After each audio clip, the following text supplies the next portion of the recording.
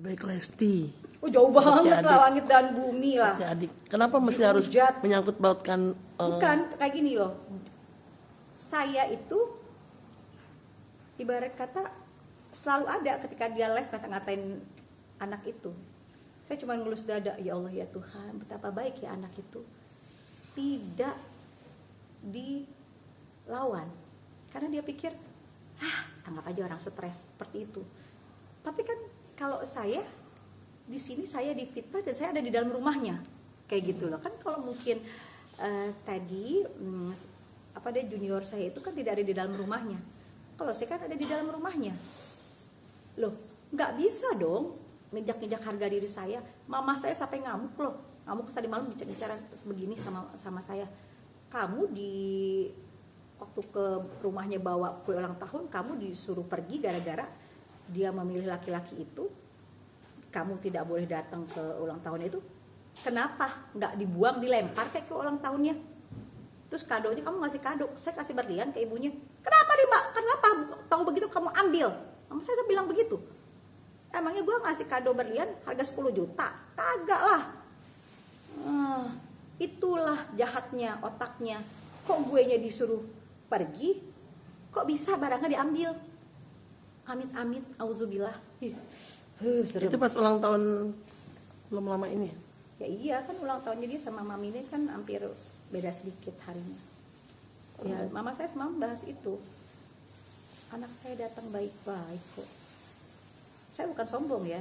Siapapun yang ulang tahun, saya tidak pernah kasih teman-teman saya ulang tahun di bawah 10 juta. Kasar seperti itu. Apalagi dia udah kayak keluarga buat saya.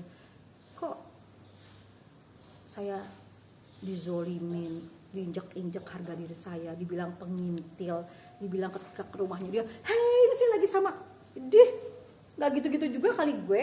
Tiap gue di rumah lu udah berapa tahun, hampir setiap hari gue mau pulang aja susah.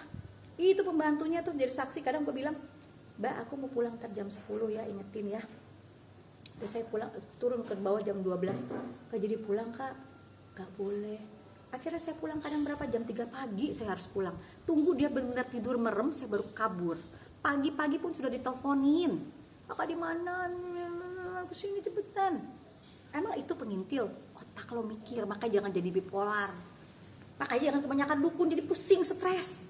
Tapi apa yang membuat Mbak Indah mau gitu loh, ibarat itu pulang paginya lagi Iya, kita kan namanya teman kan nggak begitu-gitu amat. Iya karena kan aku berpikir ya udahlah, memang aku kan di rumah. Memang aku kalau misalkan lagi nggak ada kerjaan, aku misalkan lagi kakak besok kemana? Enggak sih, belum ada. Nah, kalau misalkan aku besok kakak kemana? Aku misalkan ada rekaman, aku ada syuting atau aku ada live streaming, baru tuh. Tapi dia harus jelas dulu. Beneran kakak? Gitu. Bener lah, ini WA-nya gitu kan. Nah tapi kalau misalkan saya memang tidak ada, kasaran saya lagi di luar negeri aja, lagi di Amerika aja diteleponin terus, kakak kapan pulang, kakak kapan pulang. Terus ketika pulang pun kita langsung ke Bandung, itu aku baru tidur 2 jam, aku udah teleponin, ayo kak kita udah mau berangkat, kita ke Bandung. Emang itu dibilang teman biasa aja? Emang itu dibilang pengintil? Bukan gue loh yang minta-minta ke Bandung waktu ada acara si Eyang-Eyang itu. Gue baru pulang, baru tidur 2 jam dari Amerika. Masih ada kok itu bukti-bukti videonya yang bisa pas gue sampai di rumahnya dia bilang, hei kakak Amerika, ayo kakak cepetan, ini kakakku guys. Selalu begitu kok dia ngomong, kakakku, kamu jahat. Sekarang bilangnya adalah pengintil lah, sebagai tamu lah, terlalu kurang ajar.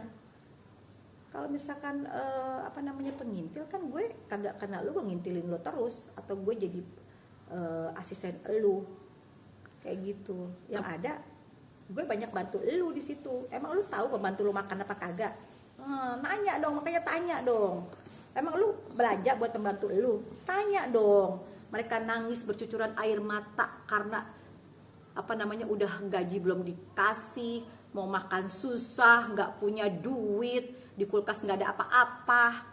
Kalau mau makan makanan lo yang di kulkas yang satu lagi nggak boleh. Kalau gua lo mau makan nugget, lo mau makan sosis, lo makan apa, semua makan.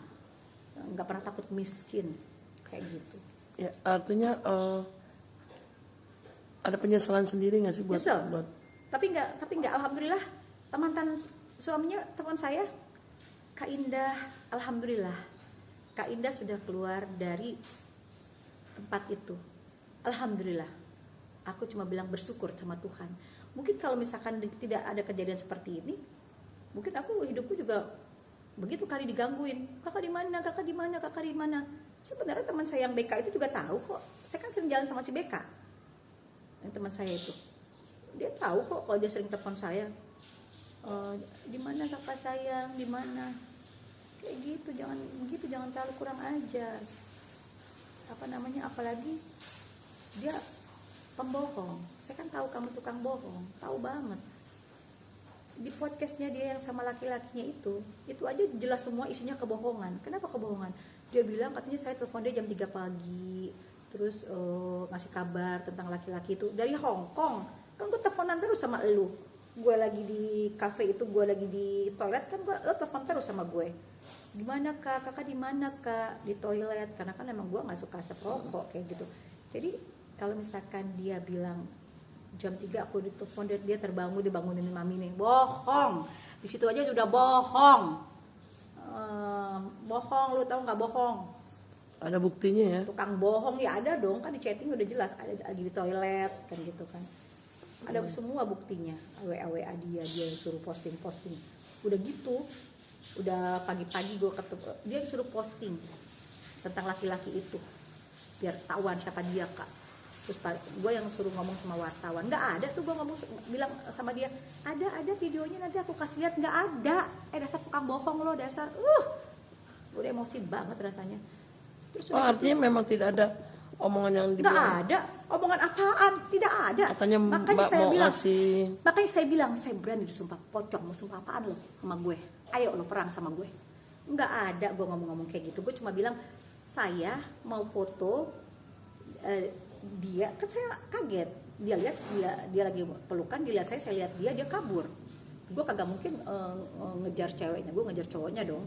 Foto cowoknya, kalau ngejar ceweknya kan ceweknya akan bilang siapa kan gitu. Terus udah gitu pagi-pagi gue belum tidur udah disuruh ke hotel cewek, hotel cowoknya.